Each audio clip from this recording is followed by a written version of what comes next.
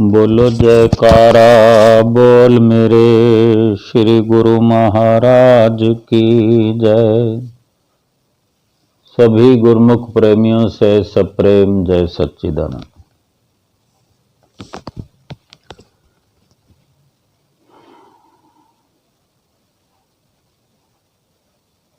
श्री सतगुरुदेव महाराज जी के हम आभारी हैं, आभारी रहेंगे। क्यों कि जो जिह्वा वर्णन करना चाहती है श्री सतगुरुदेव महाराज जी के हम पर जो उपकार हैं उनका वर्णन, जो हमें अनुपम प्यार मिला है, मिल रहा है, मिलता रहेगा, और जो रचना हमारे लिए उन्होंने रचाई है और नित्य प्रति हर पल प्रयासरत हैं हमारे लिए, केवल हमारे लिए। ये जिह्वा कुछ ऐसा वर्णन करना चाहती है लेकिन कर नहीं पाती। श्री गुरु महाराज जी की महिमा इतनी बड़ी है, विशाल है, उसको गा नहीं सकती। उनकी की हुई रचना इतनी विशाल है जो जिह्वा के वर्णन में आ नहीं सकती। जो सुख उन्होंने इस लोक में दिया है, दे रहे हैं, और जो सुख परलोक में देने का वादा किया है, ऐसी असीम कृपा का, उनके प्यार का, आशीर्वाद का हम कभी भी किसी वक्त सिला नहीं दे सकते। हम उनके ऋणी हैं, और ऐसे ऋणी हैं कि जो ऋण कभी किसी जन्म में भी उतार नहीं सकते। फिर भी कोशिश करते रहें, जुबान से वर्णन करते रहें, गुणानुवाद गाते रहें, कानों से श्रवण करते रहें, दिल में धारण करते रहें, आँखों से, खुली आँखों से श्री गुरु महाराज जी के सामने बैठकर दीदार करें, बंद आँखों से उन्हीं दर्शनों का ख्याल करें, उनकी याद करें। इसी तरह हमारा समय व्यतीत होता रहे, क्योंकि श्री गुरु महाराज जी तो नित्य प्रति हमारे लिए ही विराजमान होते हैं दर्शन हाल में, श्री मंदिर जी में, और जहाँ जहाँ भी आप चलकर जाते हैं, देश में विदेश में, कहीं ना कहीं हमारे लिए ही ये सब करते हैं कि हम कहीं खुशियों से वंचित न हो जाएं। अभी भी कुछ दिन पहले, 2-4 दिन पहले, 24 तारीख को, 24 मार्च 2021, जैसे शाम को 5 बजे लगभग दर्शन खुलते हैं, दर्शन खुले तो पहले पहले जो प्रेमी जिनकी तरफ से प्रसाद होता है, वितरण होता है, वो मत्था टेकने आए तो उन्होंने श्री गुरु महाराज जी को अंगूठी भेंटा की, तो महात्मा जी ने श्री गुरु महाराज जी की उंगली में अंगूठी धारण करवाई। वे प्रेमी बहुत खुश हुए। उन प्रेमियों ने हाथ जोड़कर जयकारे बुलाए। श्री गुरु महाराज जी ने मुस्कुराते हुए उनको खूब आशीर्वाद दिया। फिर सत्संग हुआ हमेशा की तरह। फिर श्री गुरु महाराज जी ने लंगर का भोग लगाया भक्तानियों की तरफ से। फिर संगत ने माथा टेकना शुरू किया। बेटा पूजा आज्ञा का समय मिलने लगा। जब संगत माथा टेक रही थी तो श्री गुरु महाराज जी बार बार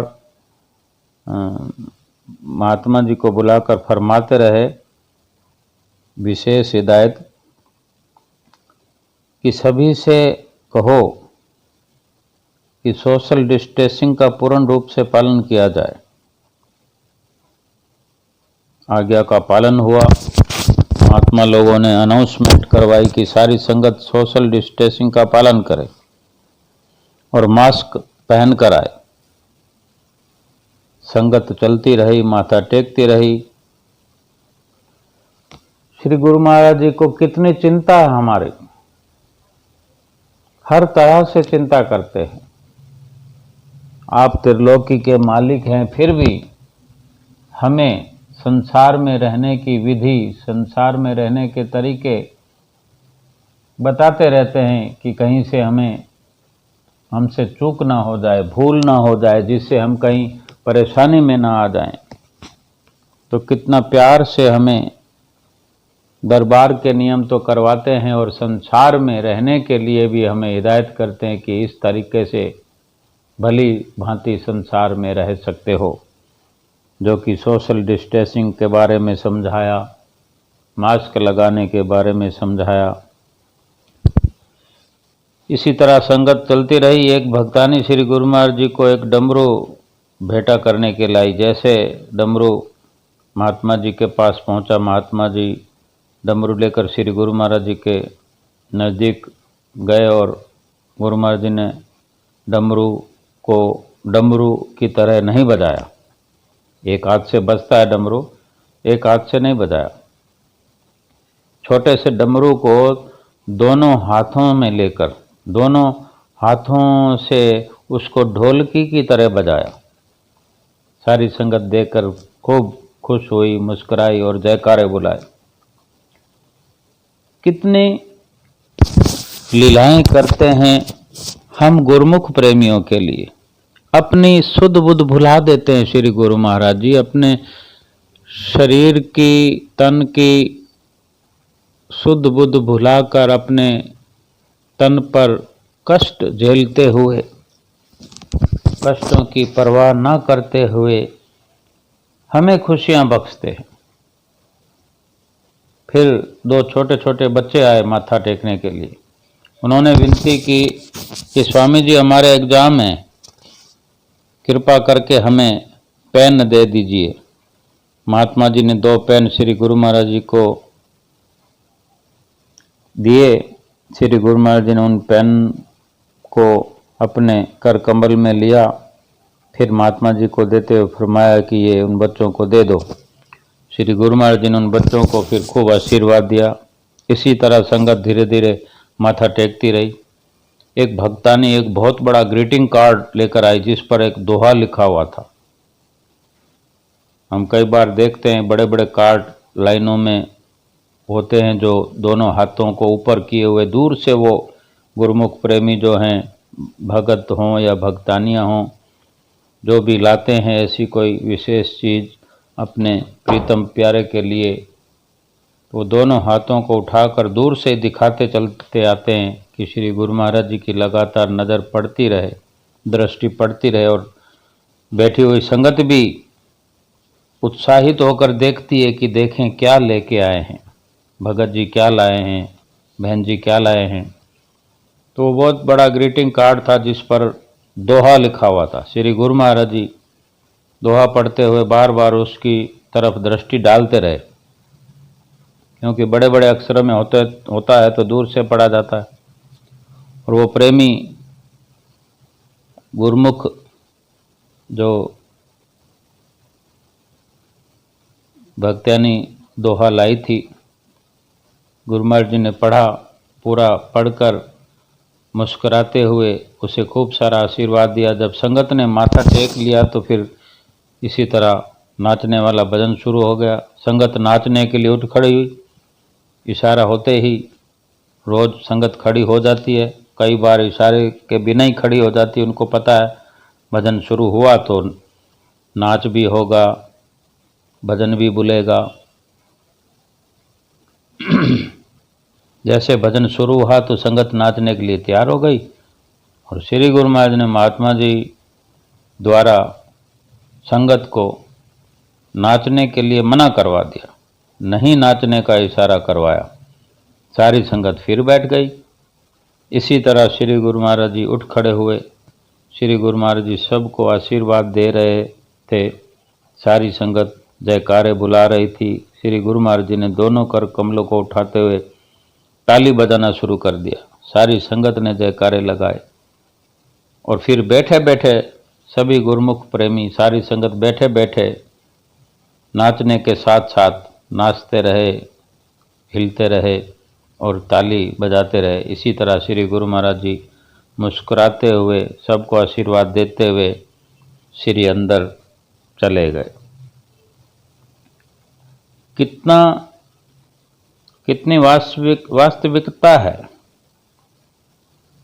श्री गुरु महाराज जी की नज़दीकी हमें मिलती है।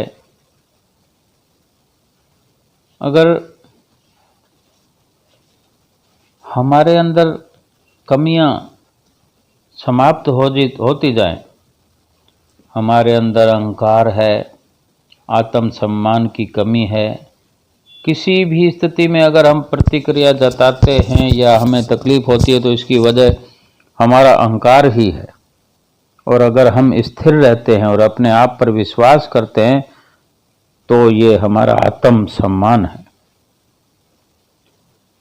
हम अभी संकल्प लें, अभी प्रण करें कि श्री गुरु महाराज जी हमारे हृदय मंदिर में विराजमान है।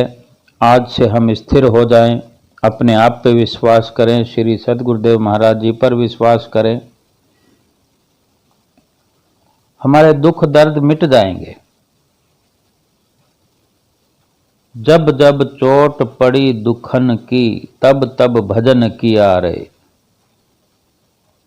जब जब दुख आता है तब हम भजन करते हैं। संत महापुरुष फरमाते हैं कि बड़े दुख के साथ कहना पड़ता है। हमारे लिए इशारे करते हैं कि हमें सत्संगी होकर थोड़ा नियम बना के चलना चाहिए। संत मत के असूलों को त्याग करके हम जो काम धंधा करते हैं, व्यापार करते हैं, संत मत के इस असूलों को त्याग कर करते हैं। अगर ऐसा है, जब सत्संग के असूलों को छोड़ते हैं तब शरीर पर रोग लगने की, चाहे रोग मानसिक हो, शारीरिक हो, आत्मिक हो, वो तकलीफ देने वाले हैं। गलत काम के कारण कोर्ट कचहरी के चक्कर काटने पड़ते हों, डॉक्टरों के चक्कर काटने पड़ते हों, डॉक्टर जवाब तक दे देते हैं। डॉक्टर कह देते हैं आपका इलाज मेरे पास नहीं है, वकील कहता है मेरे पास इलाज नहीं है।